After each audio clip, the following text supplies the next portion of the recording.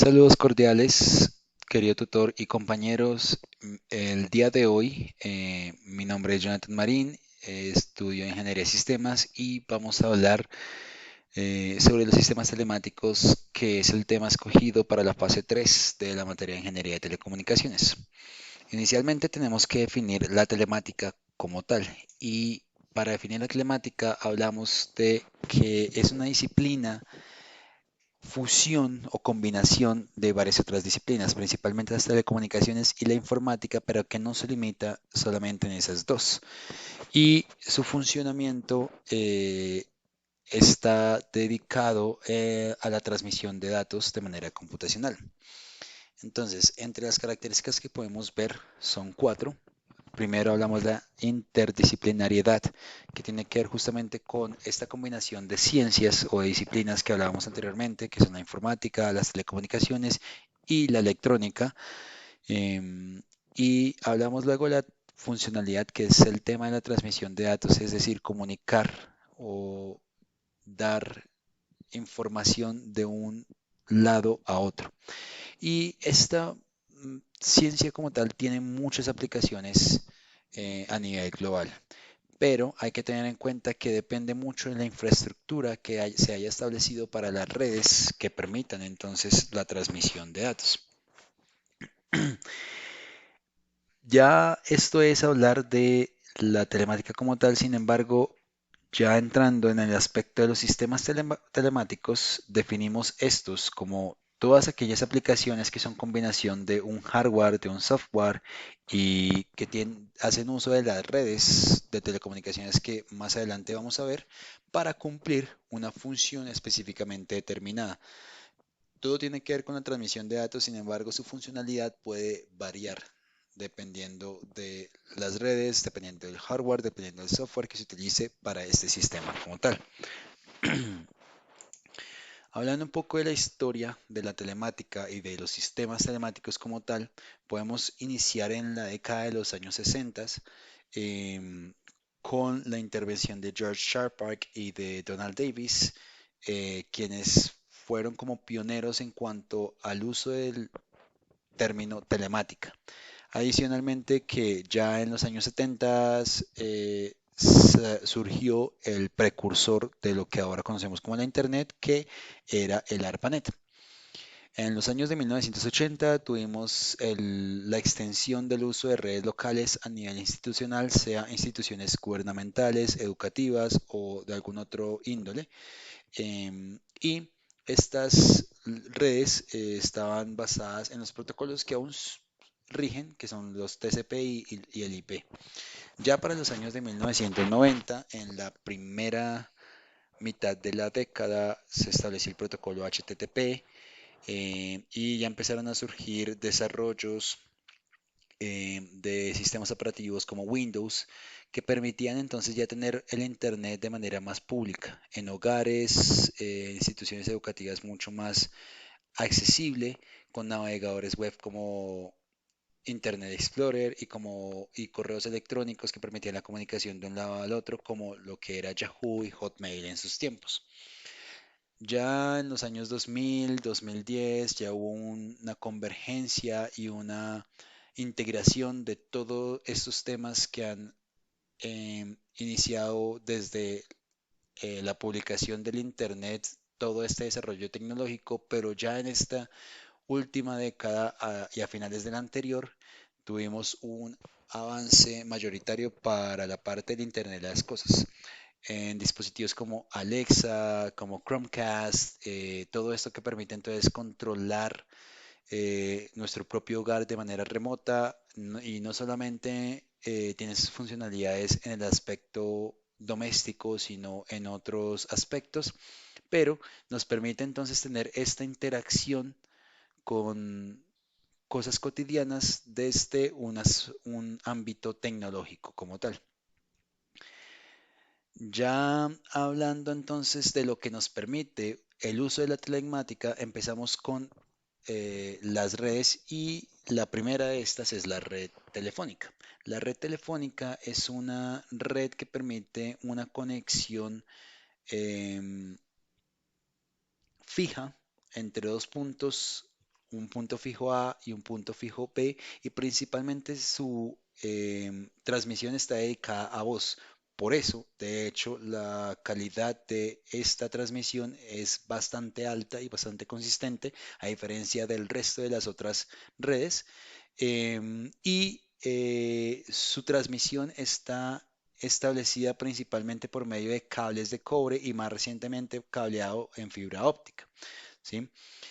Pero una de las grandes limitaciones que hemos tenido con esta red telefónica es su movilidad y aparte también el ancho de banda que tiene, porque de hecho estas redes telefónicas fueron las que inicialmente se utilizaron para la conectividad a Internet y esto evidentemente pues limitaba el hecho de poder compartir multimedia como lo hacemos ahora, videos, eh, la velocidad era mucho más limitada e incluso algo un poco más estricto como el simple hecho de que si tenías internet en casa, era prácticamente imposible poder utilizar el servicio telefónico fijo y el internet a la vez. Es decir, o utilizabas el internet o utilizabas tu teléfono fijo. Y para esto entonces se abrió campo un poco más a las siguientes redes que existen. Una de estas es la red móvil. La red móvil nos permitió entonces la conectividad o la comunicación desde cualquier punto, incluso mientras nos movilizamos de un lugar a otro. Ya más reciente, hemos tenido las generaciones actuales que son la cuarta y la quinta generación, pero todas estas siempre han utilizado una red de estaciones base, que son torres grandes que permiten transmitir las ondas radiales por medio de frecuencias asignadas. Y estas redes son las que más evolución han tenido. Nosotros empezamos con la red de primera generación, que eran redes de comunicación o de transmisión netamente analógica y solamente permitían transmisión de voz. Luego ya llegó la segunda generación o la más conocida como GSM, que permitía entonces no solamente la transmisión de voz, sino también la transmisión de texto. Y aquí fue donde empezamos a utilizar principalmente los dispositivos celulares con las llamadas SIM cards. Luego llegó entonces la tercera generación que ya nos daba acceso a Internet y a servicios multimedia. Y ya por último, pues tenemos la cuarta y la quinta generación que ya son velocidades más altas, permiten acceso a servicios de streaming, em, a comunicación no solamente en voz y en mensaje, sino también por video, como las videollamadas por Teams, por Zoom, por FaceApp, por WhatsApp, bueno, todas esas aplicaciones que utilizan estos servicios como tal. Em, Luego tenemos las redes inalámbricas y las redes inalámbricas son derivados de las redes móviles y de las redes telefónicas, por decirlo así, y son estas redes más conocidas como Wi-Fi. Estas son las que nos permiten una conectividad local a través de nuestros dispositivos celulares o computadores, tablets, etcétera, sin necesidad de estar conectados a un cable per se. Funcionan a través de puntos de acceso llamados routers o modems, que son los que se conectan directamente al Internet y esos transmiten la conectividad por medio de ondas distribuidas en bandas 2.4 y 5. La 2.4 es la de mayor alcance pero menor velocidad y la 5 es la de mayor velocidad pero menor alcance. La limitación que tiene esta justamente es que depende mucho del lugar donde se ubique el punto de acceso porque no tiene un rango muy alto y adicionalmente está limitado también por otros aspectos o factores como lo que son puertas, paredes, pisos y otras condiciones del ambiente donde se ubique entonces esta red como tal o este punto de acceso para la red como tal. Y ya por último podemos discutir perdón, de las sobre las redes satelitales. Las redes satelitales son las que mayor cobertura presentan en este momento, sin embargo, son las de mayor costo, porque su infraestructura depende mucho de los satélites que están en órbitas geoestacionarias o en órbitas bajas. Y también tiene que haber una conexión con satélites en estaciones terrenas, ¿sí?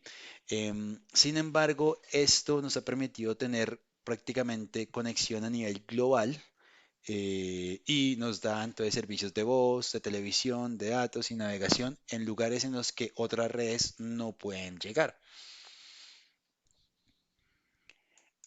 Acá tenemos entonces un cuadro comparativo en cuanto a las características más comunes que podemos establecer y estas características entre cada una de las cuatro redes. Si bien vemos, la red más estable hasta el momento son las redes móviles.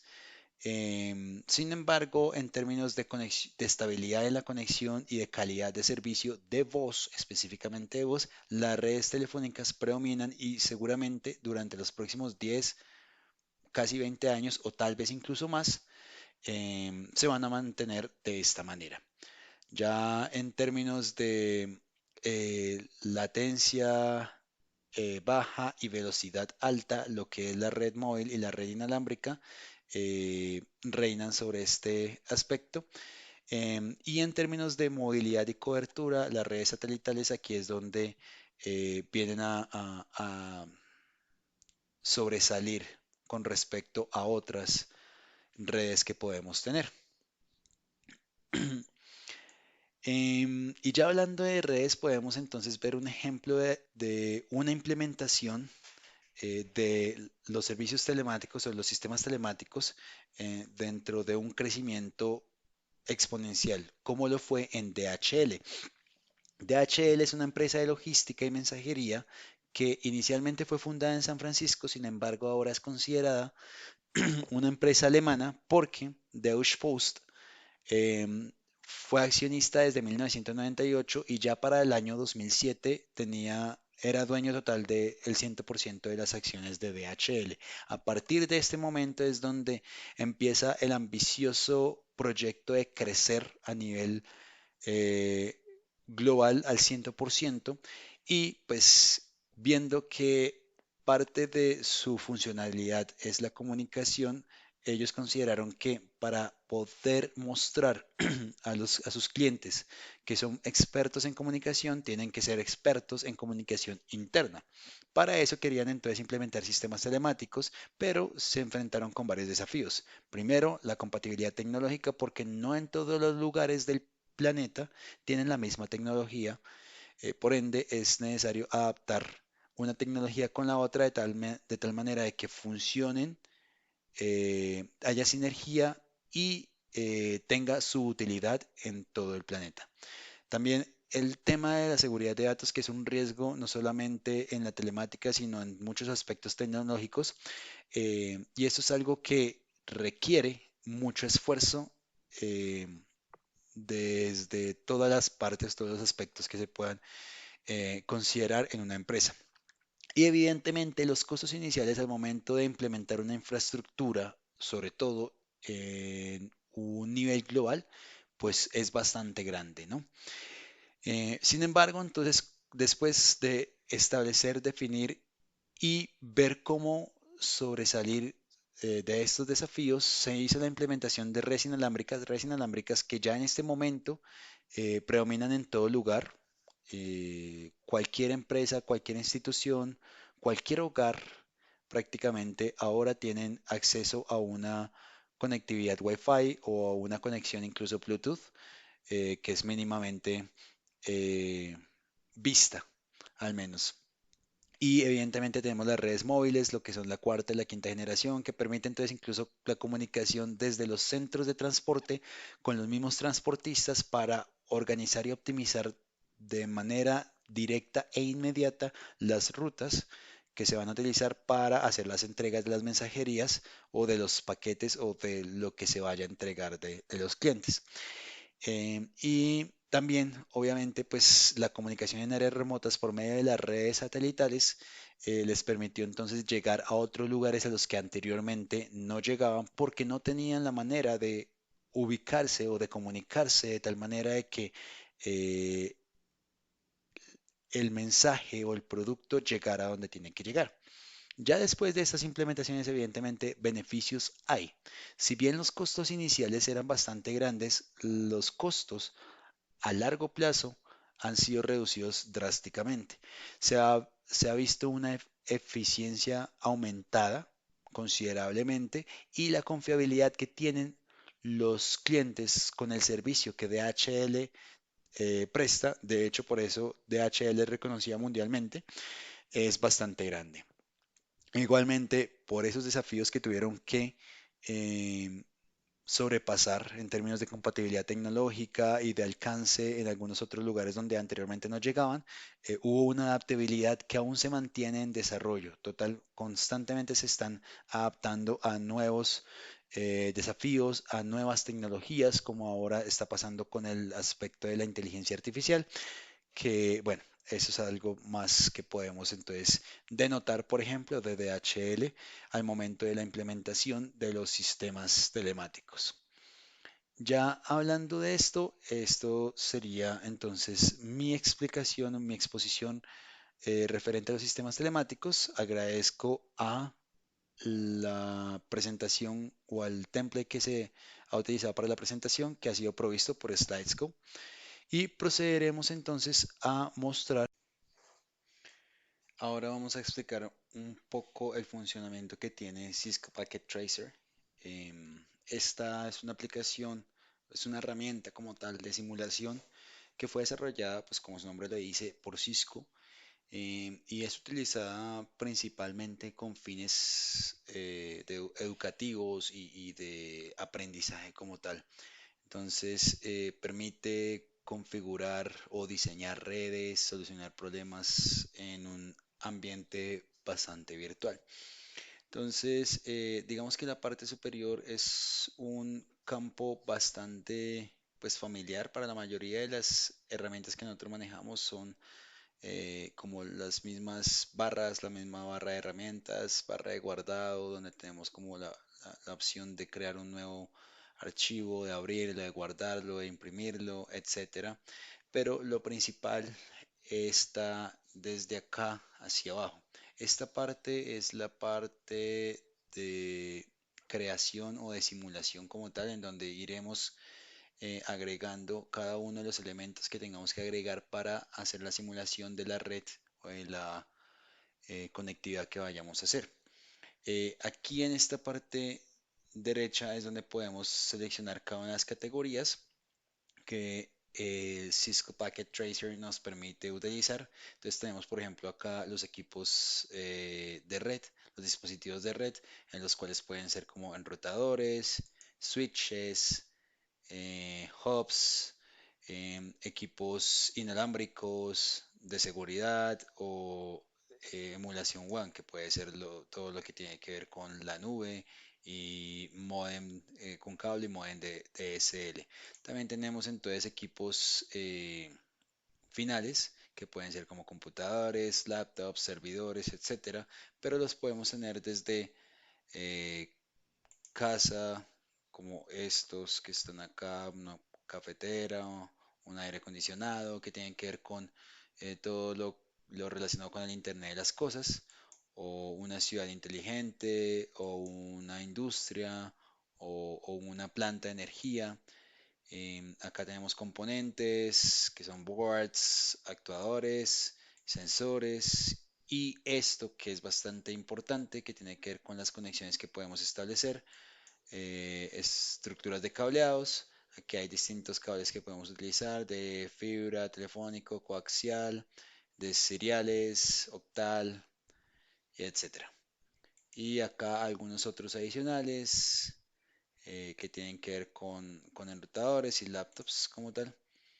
Y esto lo podemos entonces ir agregando directamente entonces acá por ejemplo, si yo puedo agregar uno acá, puedo colocarlo acá y luego entonces hacer una conexión con un computador y generar entonces una conexión por cable de fibra, USB puede ser.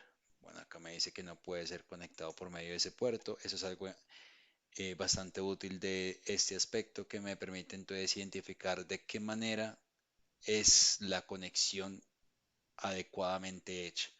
Entonces aquí puedo tratar de conectar en algún lado, me va a decir que no. Pero bueno, ese es el tipo de conexiones y simulaciones que yo puedo hacer directamente en Cisco Packet Tracer. Y esa sería pues la culminación de la explicación de la parte individual de esta fase. Muchas gracias.